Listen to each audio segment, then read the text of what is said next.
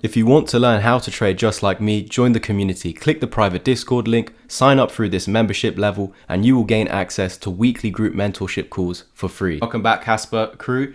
In the last update, we were finally breaking out, invalidating the bearish scenario, but I was already preparing you because during the video, we started to come down a little bit below the yellow trend line over here, sorry, a support. At that time we had broken through, so it needs to hold a support. As you can see in the video, I was suggesting that we must close above 51990 to invalidate this downside. And in that same video, we were already breaking back beneath the support, and I was suggesting that we would be coming down to the 20.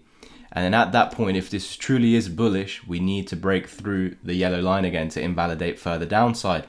And what had happened, as we was saying in the video as well, that if we hold this as resistance now, this is validating the bearish scenario again. I know, guys, it's so annoying, but this is how trading works. Invalidation and validation points. That was this yellow line over here at 51900. And we were suggesting that if this bounce off the 20 doesn't reclaim the yellow line, we're going to eventually continue lower. And we came to the 55 next. Now it's the same situation. We must reclaim the 20 moving average and the yellow line to flip this bullish and invalidate the bearish scenario. So unfortunately, guys, it looks as if we will be coming down lower unless we right now get above like this. We will continue to come down lower, where we could have a dead cat bounce scenario, lose this, and eventually still come down to those bearish targets. We need to invalidate that. So while we are beneath the yellow line, as I was suggesting back over here when we had this bullish divergence, that we would come into this golden pocket as we did. We then said if this continues to maintain as resistance and we lose the moving averages, we will finally go ahead and meet our 4 cent target down here. If we ever see a break above the 0.5 fib level, it would suggest that for the moment, we've invalidated these targets down here. However, I would still maintain bearish below this point because we could just be pumping up into there, eventually coming down, dead cat bouncing, losing the 0.5, validating those targets to the downside, and eventually continuing to those targets. It seems as if right now what we're seeing is that this move above where we invalidated the bearish scenario completely has then thrown us back, and that was a fake out because we confirmed it as resistance over there. This is a nasty signal, guys. Look over here. We broke out, came back in, eventually retested it and confirmed there's resistance. We did that quite quick over here, and that's why we are essentially coming down. So to invalidate the bearish scenario again, we must reclaim this level again, guys. Unfortunately, I have to say I'm a bear again because we are beneath the yellow line. Remember, guys, I was saying we can take a trade from when it breaks this to there, but I will still maintain bearish. We got above, we flip bullish, we go back below, we have to flip bearish again. And then the risk is we do something like this, that where we eventually come down lower to these targets.